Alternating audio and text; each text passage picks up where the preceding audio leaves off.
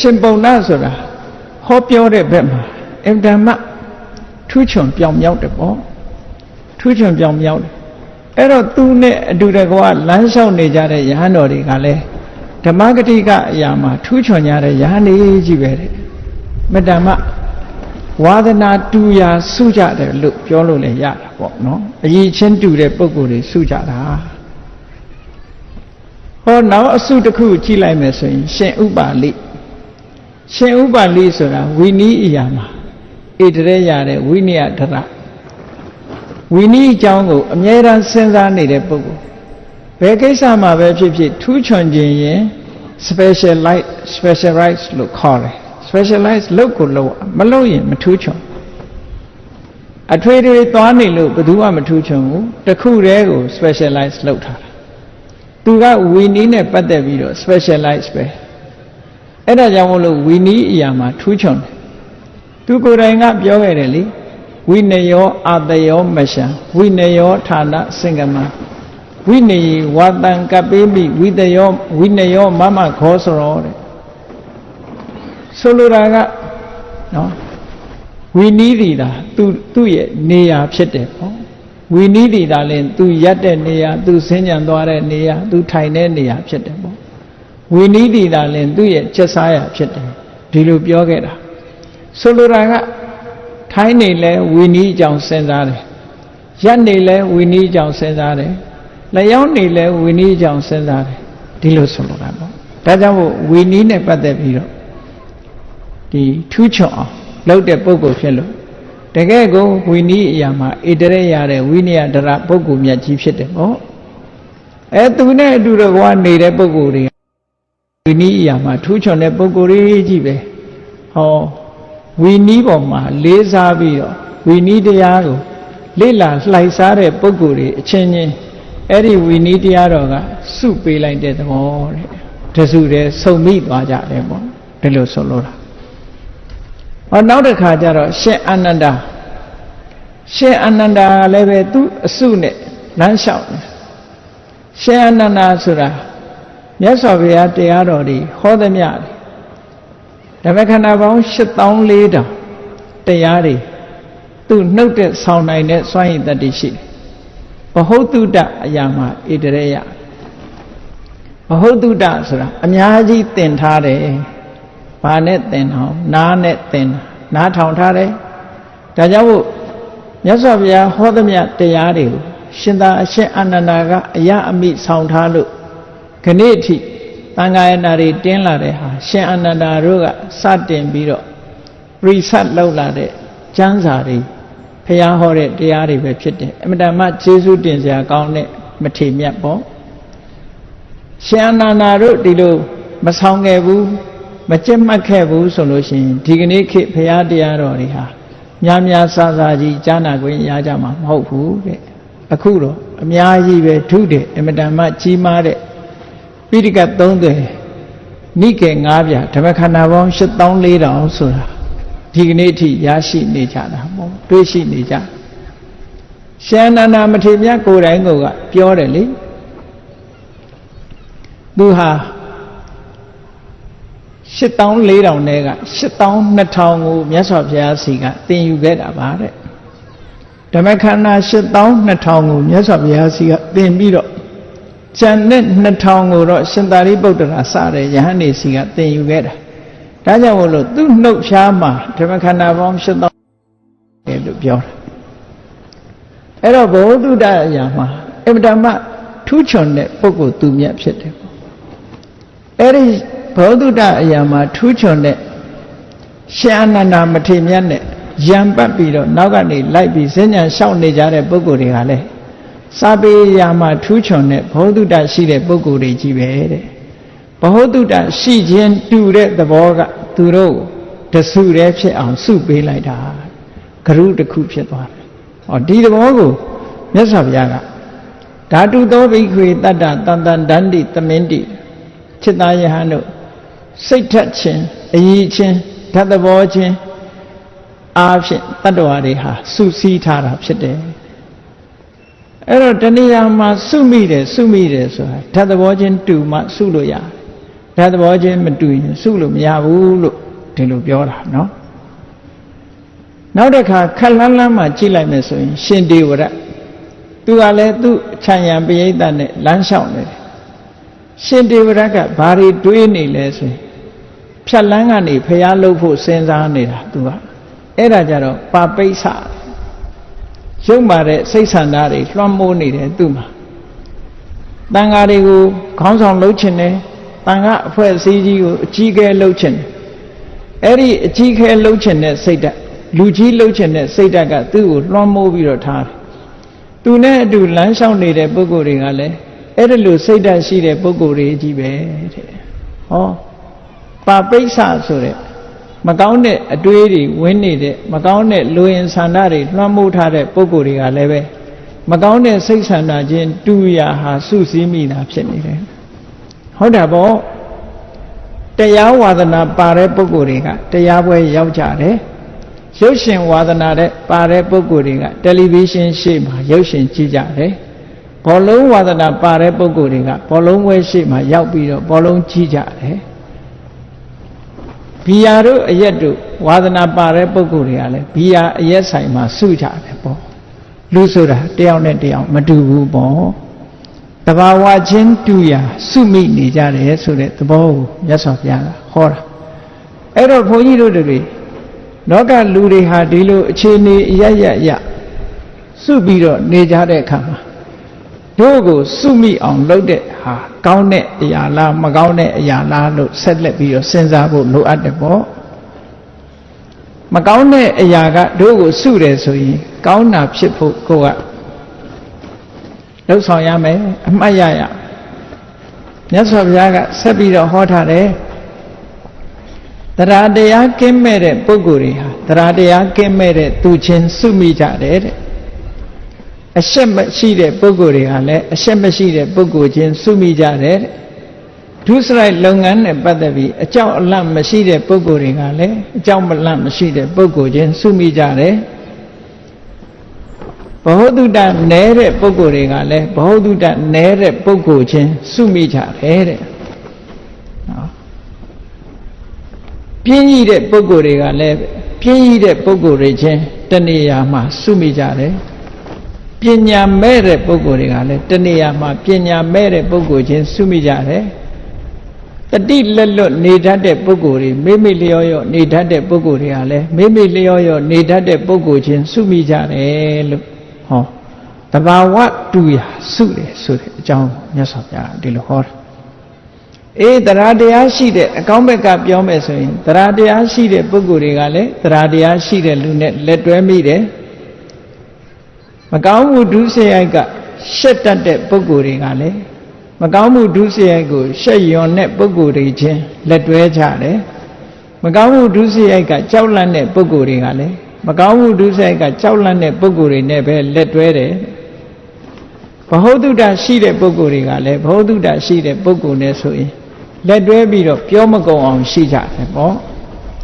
ကြိုးစားအထုတ်မှုလုံလဝိရိယရှိတဲ့ပုဂ္ဂိုလ်တွေကလည်းလုံလဝိရိယရှိတဲ့ပုဂ္ဂိုလ်ချင်းလက်တွဲကြ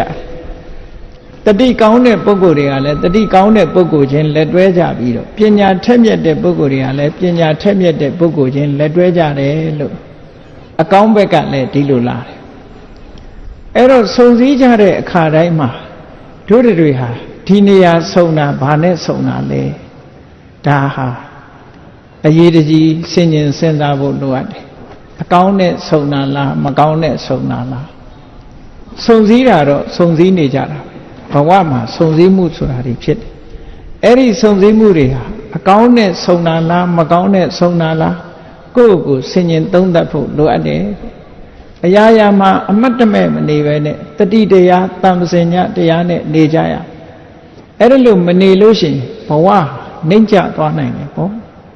တိုးတက်မြင့်မားလာအောင်ကိုယ့်ရဲ့အခြေအနေကိုပုံမှန်သုံးသပ်နေတတ်ဖို့လိုအပ်တယ်ပေါ့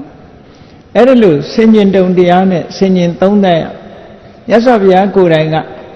ကထံပုတ္တသမေရတ္တိတိဝါဝိတိဝတ္တံတိတိပပိစိတေနအဘိနံပစ္ဆွခိတပါမကောင်းတဲ့အညစ်အကြေးတွေကိုထုတ်ဖို့ကြိုးစားနေတဲ့ပုဂ္ဂိုလ်တယောက်ဟာတဏိတာငါဘယ်နည်းနဲ့ကုံဆုံးလာတယ်ဆိုတာဆင်ញင်သုံးသပ်ပေးရမယ်လို့ ဒီလိုဟောထားတာရှိဒါလူတိုင်းလိုက်နာရမယ်ဟာတစ်ခုဖြစ်တယ်နှုတ်မို့ဆိုရင်ကိုယ့်ဘဝနမောနမဲ့နေရာရောက်တယ်ပေါ့နမောနမဲ့နေလို့ရှိရင်တော့လူတယောက်ဟာနှိမ့်ကျသွားမှာပဲအဲ့ဒါကြောင့်မို့လို့နမောနမဲ့မနေရအောင်ကိုယ့်ဘဝကိုဆင်ញင်သုံးသပ်မှုလောက်ဆင်ញင်သုံးသပ်တဲ့အခါမှာအဖြေထွက်လာမကောင်းတာနဲ့စုမိနေတယ်ဆိုရင်ကောင်းတာနဲ့စုဖို့ကြိုးစားရမကောင်းတာနဲ့ကောင်းတာဆိုတာဒီမကောင်းတဲ့သဘောတွေဆိုတာမပယ်လှန်မှုမတွန်းလှန်မှုဆိုလို့ရှိရင်ဒီပုဂ္ဂိုလ်ဟာဘယ်တော့မှအကောင်းဖြစ်လာမှာမဟုတ်ဘူးဒါကြောင့်မို့အမြဲဆင်ញင်သုံးသပ်ပြီးတော့ကိုယ့်ရဲ့အနေအထားစိတ်နေသဘောထားတွေကိုဆင်ញင်သုံးသပ်နေဖို့လိုအပ်တယ်ပေါ့ငါဟာဟိနာဓိမုတ်တိကအောက်တန်းကြတဲ့အတွေးတွေအောက်တန်းကြတဲ့စိတ်ဆန္ဒတွေရှိနေတာလားကလျာဏဓိမုတ်တကောင်းမြတ်တဲ့အတွေးတွေကောင်းမြတ်တဲ့ဆန္ဒတွေရှိနေတဲ့ပုဂ္ဂိုလ်လားလို့ဆိုတာကိုယ့်ကိုယ်ဆင်ញင်သုံးသပ်ပြီးတော့အဖြေရှာရဆင်ញင်သုံးသပ်လိုက်တာနဲ့အဖြေဆိုတာထွက်လာဟိနာဓိမုတ်တိကအောက်တန်းကြတဲ့စိတ်ဓာတ်တွေငါမှရှိနေတယ်ဆိုရင်ပြင်ရမယ်ပေါ့ဒီစိတ်ဓာတ်တွေကိုယ်တိုင်မပြင်လို့ရှိရင်တိတဲ့ဘဝမှာမပြင်ရင်လူတွေဟာခောက်ရိုးကျိုးသွားပြီးတန်တရားမှာဇယိုက်ဆိုးတွေနဲ့ပဲသွားတာဒါကသေးသေးချာချာစဉ်းစားကြည့်နော်လူဘဝမှာတရှူးရှူးတိုင်းနဲ့ဒေါသကြီးတဲ့ပုဂ္ဂိုလ်တယောက်ဟာကံမကောင်းအကြောင်းမလားလို့ခွေးဖြစ်ရင်လည်းခွေးဆိုးပဲဖြစ်တယ်ကြက်ဖြစ်ရင်လည်းဟိုခွတ်ဒီခွတ်ဟိုစိတ်ဒီစိတ်ကြက်ဆိုးပဲဖြစ်ငှက်ဖြစ်လို့ရှိရင်လည်းငှက်ဆိုးပဲနွားဖြစ်ရင်တောင်မှပဲဟိုနွားခွေဒီနွားခွေတရှူးရှူးလုပ်တဲ့နွားဆိုးဖြစ်တယ်နော်ဒီတဲ့ဆိုရင်တော့ကြားတို့အကောင်မလောင်နေကြိုက်စားတဲ့ချင်းသေးတို့ဆိုတဲ့အကောင်မျိုးတွေသွားဖြစ်တယ်ဒေါသသမားတွေဟာအဲ့ဒီတိုင်းပဲအဲ့ဒီလမ်းကြောင်းပေါ်ရောက်သွားတယ်မပြင်းနိုင်ဘူးဆိုလို့ရှိရင်အဲ့ဒီလမ်းကြောင်းရောက်သွားတရိစ္ဆာန်တွေကိုကြည့်အញ្ញမ်းနေတဲ့တရိစ္ဆာန်ရှိတယ်စူးစူးပူပူရန်လုံနေတဲ့တရိစ္ဆာန်လည်းရှိတယ်အကဲခတ်ပြီးတော့ကြည့်ရန်လုံတတ်တဲ့တရိစ္ဆာန်တစ်မျိုးတည်းတည်းပဲရန်လုံတဲ့တရိစ္ဆာန်ရှိတယ်ရန်မလုံတဲ့တရိစ္ဆာန်ရှိတယ်ခွေးတဲ့ခွေးရှိတယ်သဘောဆိုးတဲ့ခွေးရှိတယ်ဟောအမှတ်တမဲ့နေရင်တော့မသိဘူးတေချာကြည့်လို့ရှင်ခွေးဟာကြိုက်တတ်တဲ့ခွေးရှိတယ်မကြိုက်တတ်တဲ့ခွေးရှိတယ်ကြိုက်တဲ့ခွေးဆိုတာသဘောဆိုးလို့ကြိုက်တာနော်သဘောမဆိုးတဲ့ခွေးကလူလာရင်အမီးနှံပြီးတော့ခင်တတ်မင်တတ်တယ်ပေါ့အဲ့တော့ဒီသဘောတွေကဆင်ញင်သုံးသပ်တတ်ရခွေးတောင်မှမေတ္တာရှိတဲ့ခွေးနဲ့ဒေါသကြီးတဲ့ခွေးမေတ္တာပြည့်တဲ့ခွေးနဲ့ဒေါသကြီးတဲ့ခွေးဒီလိုဖြစ်ရတာပါဘဝမှာမပြင်းဘူးဆိုလို့ရှိရင်တလျှောက်လုံးဟာဒေါသသမားဖြစ်ပြီးနောက်ဆုံးကိုဒေါသကိုမထိန်နိုင်တဲ့အခါဒေါသနဲ့သေဆုံးသွားလို့ရှိရင်အင်တမဆင်းရဲတဲ့အပင်ငရဲကြာရောက်သွားနိုင်တာပေါ့ကိုဒေါသကကိုယ်ကိုပို့ပေးလိုက်တဲ့သဘောပေါ့ထို့တူပဲလောဘကြီးတဲ့လူနဲ့လောဘနည်းတဲ့လူကိုယ်ရှိမှရှိနိုင်ကိုယ်ကိုယ်လည်းဆင်ញင်သုံးသပ်ကြည့်ရလောဘကြီးတဲ့လူလောဘကိုမထိန်နိုင်မသိမ့်နိုင်တဲ့အခါကိုယ်ပစ္စည်းနဲ့တင်အားမရဘူးသူများပစ္စည်းကိုယူတယ်ဆိုတဲ့ပြစ်မှုတစ်ခုကျူးလွန်လို့ဒုက္ခရောက်တာမျိုးတွေဖြစ်လာတတ်တယ်ဟောမတရားတဲ့နည်းနဲ့သူများပစ္စည်းရအောင်ယူတဲ့လောဘမျိုးဖြစ်လာလို့ရှိရင်ပို့ပြီးတော့ဆိုးတာပေါ့အဲ့ဒါလို့ကိုယ့်ရဲ့ဇယိုက်တွေအကျင့်စိုးတွေကိုသိတဲ့အချိန်မှာပြင်ပေးဖို့လိုအပ်တယ်မပြင်ဘူးဆိုလို့ရှိရင်တန်တရားထဲမှာဇယိုက်ဆိုးနဲ့ခရီးသွား950ဇတ်တွေကိုကြည့်ရှင်အင်္ဂုလိမာလာဘဝကိုလေးလာကြည့်ရှင်အင်္ဂုလိမာလာဟာသူ့ဘဝဇတ်လန်းတွေမှာခက်ချမ်းချမ်းနေကြီးပဲအကုန်လုံးနော်နောက်ဆုံးဘဝမှာလည်းကြည့်ယန္နာဖြစ်မဲ့ဘဝတောင်မှပဲလူသားသမားကြီးဘဝနဲ့ဖြစ်ရသေးတာပဲလေဇက်ကအဲ့လိုကြမ်းနေတတ်တယ်ကိုယ်ကိုယ်တိုင်တတိထားပြီးတော့မပြင်းဘူးဆိုလို့ရှိရင်ဇက်ကြမ်းနဲ့ဖြစ်ရမှာပဲလောကလူတွေကလည်းစိတ်ဓာတ်ကအမျိုးမျိုးပေါ့နော်ရုပ်ရှင်တစ်ခုရိုက်တယ်ဆိုလို့ရှိရင်ဘီလိန်နေရာကရိုက်ချင်တဲ့လူရှိတယ်လူချမ်းနေရာရိုက်ချင်တဲ့လူရှိတယ်မင်းသားနေရာရိုက်ချင်တဲ့လူရှိတယ် သူ့ဝါဒနာနဲ့သူပဲအဲ့တော့ဝါဒနာကိုကိုယ့်ကိုပြင်ပြီးတော့ကောင်းတဲ့ဘက်ကိုရောက်အောင်ကိုယ့်ကိုမလှုပ်သင့်ဘူးလားလှုပ်သင့်တာပေါ့မှန်ကန်တဲ့ဆင်ញင်သုံးသပ်မှုကိုထားပြီးတော့ကိုဟာအဆင့်မြင့်တဲ့ဘဝကိုကိုယ်တိုင်တွေးတောပြီးတော့အဆင့်မြင့်အောင်လုပ်ယူဖို့လိုအပ်တယ်ပေါ့အဲ့ဒါလို့မဟုတ်လို့ရှင်ဇယိုက်ဆိုးဝါစနာဆိုးကြီးဟာနောက်ဆုံးထိအောင်ခောက်ရိုးကျိုးပြီးတော့ပါလာတတ်တယ်ဒါကြောင့်မို့ဇယိုက်ဆိုးတွေကပယ်လှန်ပြီးတော့ဇယိုက်ကောင်းတွေဖြစ်အောင်ကြိုးစားအားထုတ်ကြရမှာလို့ဒီသုတ်တန်တွေကဒီလိုတတိပေးထားတာဖြစ်တယ်အေး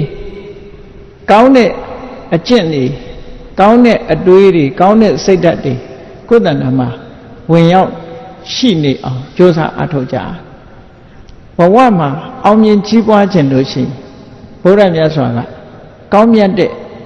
အရည်အသွေးတွေကိုယ်တဏ္ဍာမှာရှိအောင်လုပ်ရမယ်တဲ့အဲ့ဒီကောင်းမြတ်တဲ့အရည်အသွေးတွေဆိုတာဘာတွေလဲလို့ဆိုရင်တတ္တာတဲ့သီလသုတစာကပညာလို့ခေါ်တယ်တတ္ထာဆိုတာကောင်းတဲ့ဘက်ကိုစိတ်ဝင်စားတယ်ယုံကြည်တယ်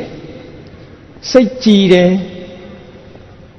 စိတ်ကြည်တယ်ဆိုတာတတ္ထာဖြစ်လာပြီဆိုရင်လူတွေဟာဘာဖြစ်လာတရားနာသွားခြင်းနဲ့ကုသိုလ်ကောင်းမှုလုပ်ခြင်းနဲ့ဖျားရှိခိုးခြင်းနဲ့အ ਨੇ ဆုံးပရိစိတ်ခြင်းနဲ့ဖျားပန်းလှူခြင်းနဲ့ရေချမ်းနေတင်းခြင်းနဲ့ဟောစိတ်ကြီးနေပြီဆိုရင်အဲ့ဒါတွေအကုန်လုပ်တယ်ကောင်းတဲ့အလုပ်တွေလုပ်တယ်စိတ်ကြည်နူးလာပြီဆိုရင်ဒါနကောင်းမှုလုပ်တယ်သီလတွေစောင့်ဖြစ်တယ်ကမ္မထံဘာဝနာတွေအားထုတ်ဖြစ်တယ်ကောင်းတဲ့အလုပ်တွေအကုန်လုပ်တယ်ဒါတတ္တရဲ့စွမ်းတရားရှိတဲ့ပုဂ္ဂိုလ်ဆိုတာဓတနာကာမောသီလဝတ္တသီလရှိတဲ့ပုဂ္ဂိုလ်တွေကိုတွေ့ခြင်းနဲ့တတ္ထမံသောတုမေသတိသူတော်ကောင်းတရားကြားနာခြင်းနဲ့တရားပွဲသွားခြင်းနဲ့ဝိနယေမစ္စေရမလံဘာလူရမလဲကုသိုလ်ဘာလုပ်ရမလဲကိုယ်ပစ္စည်းတွေကဆွန့်လွတ်ပြီးတော့ဒါနကောင်းမှုလုပ်ဖို့စိတ်ဝင်စားနေတယ်အဲ့ဒါတရားဖြစ်ပေါ်လာလို့ရှင်အဲ့ဒီအခြေအနေမျိုးတွေပေါ်လာတယ်လို့ဒီလိုပြောတာအဲ့တော့တရားရှိနေတဲ့ပုဂ္ဂိုလ်တယောက်ဟာတရားကိုလက်နဲ့ဥပမာပေးထားတာရှိတယ်ယရနာတွေ့တော်လဲလက်မပါရင်ကောက်ယူလို့မရသလိုတရားမရှိဘူးဆိုရင်ကုသိုလ်ကောင်းမှုပြုဖို့အခွင့်ကြုံတော်လဲတရားမရှိသည့်အတွက်ကြောင့်မပြုမိဘူးဒါကြောင့်မို့တရားဆိုတာလက်နဲ့တူတယ်တဲ့တတ္ထာဟတ်ထောမဟတ္ထနောတရားလက်ရှိတဲ့ပုဂ္ဂိုလ်ဟာကြွယ်ဝချမ်းသာတဲ့ပုဂ္ဂိုလ်ဖြစ်တယ်လို့ဒီလိုဆိုတာဟောနောက်တစ်ခုကျတော့တတ္ထာဘီဇံနဲ့တရားဟာမျိုးစိတ်နဲ့အလားတန်တူတယ်မျိုးစိတ်လေးကအလုံးနှစ်ခုကိုလှုပ်တယ်တဲ့ကိုယ့်ဘာကိုမျိုးစိတ်လေးကိုစဉ်းစားကြည့်အလုံးနှစ်ခုဆိုတာဘာလဲမျိုးစိတ်လေးကိုမြေထဲစိုက်ချလိုက်မယ်ဆိုလို့ရှိရင်အောက်ကိုအမြင့်ကလေးတွေ့တယ်အပေါ်ကိုအညောင်ကလေးထွက်လာတယ်ဒါသူ့ရဲ့အလုံးနှစ်ခုပဲအောက်ကိုအမြင့်သက်ဆင်းခြင်းအပေါ်၌အညွန့်တက်ခြင်းဆိုတဲ့ဒီအလုံးနှစ်ခုဟာမျိုးစေ့ကနေဖြစ်လာတာအဲ့ဒီအလုံးနှလုံးလုံးတယ်လို့ပဲတရားရှိတဲ့ပုဂ္ဂိုလ်ဟာသီလကိုလည်းထိမ့်သိမ်းဆောက်ရှောက်တယ်သမထဝိပဿနာကျင့်စဉ်ကိုလည်းကျင့်တယ်သီလစောင့်တာဟာအမြင့်သက်ဆင်းတာနဲ့တူတယ်သမထဝိအညွန့်တက်တာနဲ့တူတယ်လို့ဒီလိုတရားကိုမျိုးစေ့နဲ့ဥပမာပေးတာရသော်ဘုရားကအာလဝကကြီးရဲ့အမေးကိုဖြေတဲ့အခါမှာလောကမှာအကောင်းဆုံးဥစ္စာအမြတ်ဆုံးဥစ္စာဘာလဲဒါပဲလို့ဒီလိုခေါ်ခဲ့တာတရားရှိပြီဆိုလို့ရှိရင်တန်ဖိုးရှိတဲ့ဥစ္စာတွေဟာသူပိုင်ဆိုင်ခွင့်ဖြစ်သွားတာပဲဒါကြောင့်မို့တရားဆိုတဲ့ဥစ္စာပိုင်ထားပြီဆိုလို့ရှိရင်လောကမှာရှိတဲ့ယရဏအလုံးကိုပိုင်ထားတာနဲ့မထူးတော့ဘူးတရားရှိလို့ကုသိုလ်ကောင်းမှုတွေလုပ်တဲ့ပုဂ္ဂိုလ်ဟာယရဏတွေဟာယရဏရှိရသွားတယ်ဆိုတာလိုပဲတရားရှိတဲ့ပုဂ္ဂိုလ်စီမှာယရဏပစ္စည်းတွေအကုန်စုတယ်လို့ဒီလိုဆိုတာလောကကြီးဆိုတာအမတန်မှထူးခြားတယ်ကိုယ်တိုင်ကယရဏမစုပေမဲ့လို့ကိုယ်စီကိုရောက်လာတတ်တယ်ပေါ့ဒါပြောတာနော်တရားရှိပြီဆိုရင်အေးတတ္ထာရှိလာလို့ရှိရင်နောက်ဘာရှိလာတော့ဆိုသီလကိုချင်းသီလတွေမြဲလာတယ်ကိုချင်းသီလမြဲလာပြီးတဲ့အခါမှာဘုရားဟောတဲ့တရားတွေကိုကြားနာတယ်ဘောဓုတတွေစီးပူတယ်တုတစွန့်လွတ်မှုဆိုတဲ့စာကလူမှုတမ်းမှုဆိုတဲ့စာကဆိုတဲ့သဘောက Nisriya lo so that Nada Tome Not Dreta Sensare so that Didiago Peshabido Amiadrego Chidate Momiate Seda the Kumebo or Saga Le Shida. Now so Jaro Pienya Pienya Surajaro the Bawa Diago Tudum Bido Amandine Tide Pienya Eri Amandine Tilavi the Bawa Tudum Tilavi so that come. Tipienya Jaro Dreta Murigule Pesha Nine Dreta Mupiatoi Mondi Musura Le Malaro Now Soma the Bawa Semango Tidore Kama Babshilla Le the Bawa Seman Madire Bogua Dreta Murine Yenema Pula Musure Togari Majakana Jonicha Dreta Mu Chibubido Togari Chia Eri Toka short charging lotion, Dredamu, Mashovane, Sholom Yabu. Eri Dredamu, short chabuya,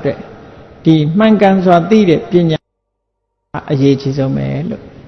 Dipina Sibu Luad. Eri Pinago, Blolo Ya on Loa Malay Lusura. Ya on loaded needy. Pina Yachin Lucy, Teyan Nayade, Sabedego Pashu Lela Yade. The Bawa de Arigo, singing Dona Poyade, the Bawa de Arigo, Nale on, then you yade, Mimian, Sibuya, Okaha, Priposa, local. Okaha Sura, then Yuda, Priposa Sura, Swinwida, Mimiana, Eri Nine, Piena Yala Visoi, Piena Chekamu, Tilane, Tamari Jensen, Naku, Chia, Chenlai Lucian, Tipiena, Dre. A chicken gone to Ku Yala Bido, Pinya Chipoya, Dredger. Mimi Tentade, Kudanama Shide, Yodia, Nandiari Poma. Tatawa Sure, a mean Piodi Tia, singing Dona Polo Pom. Tatawa Sura Masiu, Yonan, Namure, Shide, Mienla di Tia. Shonan, Namuda, Shide Sura, Tinin Shasha Pilla. The singing Dona Po, Ubamame. Come Yasine, Saint Young, Mienzea the Ku, Mien like this or a kaima. Yasi, Mienzea Ayo ye, Mienzea Ayongo Tide, Miendi say, Tidaba what Tongu so was. Yasine, a Saint Ayonga, Yodea, Eri, Yodea Naku, Bonsamu, John Bubido, Shipolade, Miendi say so the Sako when you say Lea, Nandeaza. Oh, di Kailema Gila, di Yone, Dinan, Daveshi Davalalo, Timiela, singing Tonda Bida. Erlo Yonenan, Namureda, Shide, look, Dila de Kama. Terawasura Lemesiu, Nasura Lemesiu, Nahasura Lemesiu, the Bawadia Teta, Shide, look, Dila Lucy, Namaruba Brisida, Nyan Lusure, Pina, Temu, Yabian, Febo. Eri Namaruba Brisida Nyan Sure, Pina Yalushi, Tipianaga, Mimi, Amiengo Sinja Zelo, Deti Widow di Lucor. Amiengo Sinja Dwasi that. Amien Mandovi say, Tama Deti Bo. Amien Mandovi say. Pidawa de Ariha, Jaume Pita Mobu, Saya, Johnny Sheet. Timian Disi Lehan, Nagoa Shinida Mobu. Yasine, a Saint Ayon, so like look, Chipola, the body of it, Chipobi now, Piogwe Dware look. A Jown at Sabido, Miela Luchin, Pisia break her, a Jongo but Drepet Dila, Yandamu Yalavian. Eri Piena Yavi solution, Genka Widerana without deed. Pacham Chite, Nam Che Omala, Verunga, your Pikera, Lesure, a Duiri, Tanayari, Kinsen Nolo. Young man than the Yago, John 190, Singere, Adinian, the Kuyala, Dilo Sora. Piena Yadia, the Fivi Tudela. Now Benjaro Saku Badara Sora Lemamievu, Yellow Sora Lemamievu, Mamievu Sora Goa singing Donaji, Gangerua Yellow, and then Linga Chause Yaudo Yellow, Yaji Quachado Avili. Era a Wiji Mu Quachara, Tide go Chimbido, Yellowha. Piano Nida, Pshitebo. The same Ionegale, Piano Nide, Yendi say Surale, Povido Piavare. Bamiere the body goes singing Dona Mila, Lucien, Tamadana Pianalo, Tamadana Nyan Locor. Eri singing Dona Yaga, ဖြစ်ခိုက်ကလေးပစ္စုပန်တဲ့ကြည့်နိုင်လာပြီဖြစ်တဲ့အချိန်လေးမှာမြင်လိုက်တယ်ပြတ်တဲ့အချိန်လေးမှာသိလိုက်တယ်ဆိုတဲ့ဉာဏ်ကြတော့ဥရိယဗျာဉာဏ်လို့ခေါ်အဲ့ဒီကနေတဆင့်တက်လာတော့အဖြစ်ကိုဂယုမစိုက်တော့ဘူးအပြက်ကိုပဲမြင်လာပြီဆိုတဲ့အခါကျတော့ဘင်္ဂဉာဏ်ဘင်္ဂဉာဏ်မှာအနိစ္စသဘောတရားဟာဒါလမ်းဆုံးအစွမ်းကုန်တွေ့မြင်ခြင်းပဲဖြစ်တယ်ပေါ့အဲ့ဒီနောက်ကြတော့မိမိတဏ္ဍာမှာရှိတဲ့ယုတ်တရားနံတရားတွေဟာဒီလိုဖြစ်ပြမှုတွေနှိမ့်ဆက်နေတာမို့ကြောက်เสียကြီးပါလားလို့မြင်လာတယ်ဘယညာအန္တရာယ်များလိုက်တာလို့မြင်လာတယ်အာရိနဝညာအန္တရာယ်များလို့လွတ်မြောက်ခြင်းလာတယ်မောစိတုကမြတာညာနော်နိဗ္ဗိဒညာအန္တရာယ်များတဲ့အပေါ်မှာညှိငွေ့လာတယ်အာရစရာရှားမတွေ့ဘူးညှိငွေ့လာတော့လွတ်မြောက်ခြင်းလာတယ်မောစိတုကမြတာလွတ်မြောက်ခြင်းတဲ့အခါမှာပြန်ပြီးတော့လွတ်ရလွတ်ကြောင်းစဉ်းစားတယ်ပဋိသင်္ခါညာနောက်ဆုံးကြတော့သင်္ခါရတရားတွေပေါ်မှာစိတ်ကိုတည်တည်ငြိမ်ငြိမ်ထားပြီးတော့အမှန်ကိုရှုမြင်နိုင်တဲ့တည်ငြိမ်တဲ့အသိဉာဏ်တစ်မျိုးရလာတာသင်္ခါရုပ္ပခဉာဏ်အဲ့ဒီတည်ငြိမ်တဲ့သဘောရပြီဆိုတဲ့အခါမှာနိဗ္ဗာန်ကတ်သွားပြီလို့ဒီလိုပြောတာပေါ့ပေါင်းကူတရားလေးကြော်လိုက်တာနဲ့ဟိုဘက်ကျတော့နိဗ္ဗာန်ရောက်သွားအနုလောမဉာဏ်လို့ဆိုတဲ့ချင်းကပ်လန်းလေးကိုရောက်သွားလို့ရှိရင်ဟိုဘက်ကျတော့ကိလေသာတွေကိုဖယ်ရှားပြစ်နိုင်တဲ့အဆင့်ဆင့်ဖယ်ရှားပြစ်နိုင်တဲ့မဲ့၄ပါးဖို့၄ပါး၄ချိန်မဲ့၄ပါး၄ချိန်ဖို့၄ပါး၄ချိန်ကြပြီးတော့ကိလေသာအာသောတွေလုံးဝတန့်စင်ပြစ်နိုင်တဲ့ပညာမျိုးတဲ့အဲ့ဒီပညာမျိုးဟာတော့အစွမ်းထက်ဆုံးပညာမျိုးပဲလို့ဒီလိုပြောတာနော်အဲ့ဒီရမှလမ်းဆုံးတယ်ပေါ့ဒါကြောင့်မို့တရားတရားရှိဖို့လိုတယ်သီလရှိဖို့လိုတယ်တုတ္တဆိုတဲ့အကြောင်းမြင်ဘောတုတ္တတွေရှိဖို့လိုတယ်စာကဆိုတဲ့စွန့်လွတ်နိုင်မှုတွေရှိဖို့ပညာလို့ဆိုတဲ့ဝိပဿနာပညာတွေရှိဖို့လိုတယ်လူဘဝရလာတဲ့အခါတွေမိမိတဏ္ဍာမှာမရှိလို့ဖို့ရှိပြီးရင်တိုးတက်မြင့်မားလာအောင်ကြိုးစားအထောက်ဖို့ဆိုတာကိုအခုဒီမြတ်စွာဘုရားဟောတဲ့ဓာတ်သဘောတွေနဲ့တတ္တဝါတွေဟာနှိမ့်နှောမိကြတယ်ဆိုတာဒီသုတ်တံကိုနာယူမှတ်သားကြပြီးတဲ့အခါမှာတို့တဏ္ဍာမှာအရေးကြီးဆုံးကောင်းမြတ်တဲ့သဘာဝတွေရှိပြီးတော့တန်တရားထဲမှာလည်းပဲကောင်းမြတ်တဲ့ဝါဒနာတွေကောင်းမြတ်တဲ့စိတ်ဆန္ဒတွေနဲ့တဦးနဲ့တဦးဆုံညတွေးကြတဲ့အခါမှာကောင်းမြတ်တဲ့အလုပ်နဲ့ကောင်းတဲ့နေရာမှာကောင်းတဲ့စိတ်နေသဘောထားတွေကစုပေးလို့စုမိကြတဲ့ပုဂ္ဂိုလ်မျိုးတွေသာဖြစ်ပြီးနောက်ဆုံးမှာဒီစုမိခြင်းကနေပြီးတော့အမြင့်ဆုံးဖြစ်တဲ့ဝိပဿနာပညာမဲ့ပညာဖို့ပညာရပြီးတော့နိဗ္ဗာန်ချမ်းသာကိုမျက်မှောက်ပြုနိုင်တယ်ဆိုတဲ့ဘုရားမြတ်စွာရဲ့ဆုံးမဩဝါဒနာယူမှတ်သားကြပြီးတဲ့အခါမှာတို့တွေနောက်ဆုံးပညာဖြစ်တဲ့မဲ့ပညာဖို့ပညာရပြီးနိဗ္ဗာန်ကိုမျက်မှောက်ပြုအပ်ပါလို့ဤလို့ဆန္ဒပြုပြီးတော့ကြိုးစားအားထုတ်နိုင်ကြပါစေကုန်သတည်း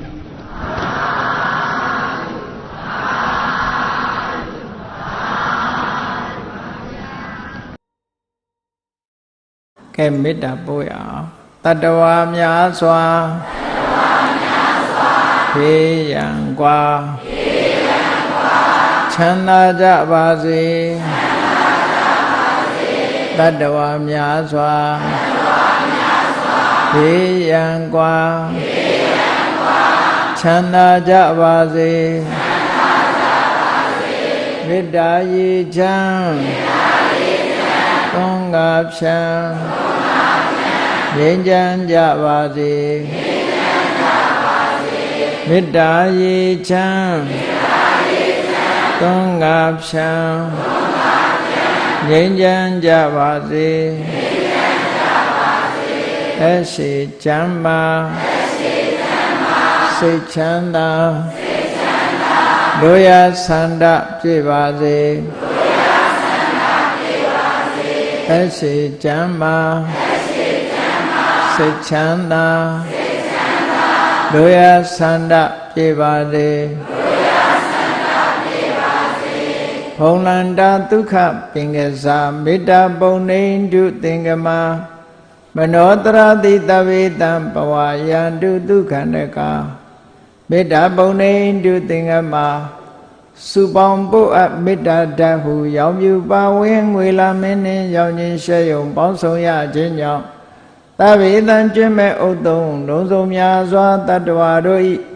မနောတရတိမြင့်မြတ်ဖြူစင်အေးကြည်လင်သည့်ရေစဉ်ပြည့်တင်းစိတ်နှလုံးတည်ဟုသောရေအိုင်ကြီးအတွင်း၌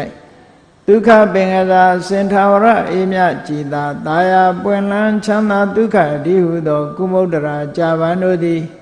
ဖုံးလန္တာဝန္တာရွှင်မြူဝမုံလူလျက်ကြည်နူးဝဲကြုံဖူးပွင့်ကြကုန်သည်ဖြစ်၍ဒုက္ခနကလေအောင်လေးတဲ့ရောရှက်သင်ပြန်ပီတိတိဟုသောယနန်တို့သည်ပဝါယံတုကောင်းစွာမဲ့သွေကြိုင်လိုက်၍နေကြပါစေကုန်တည်း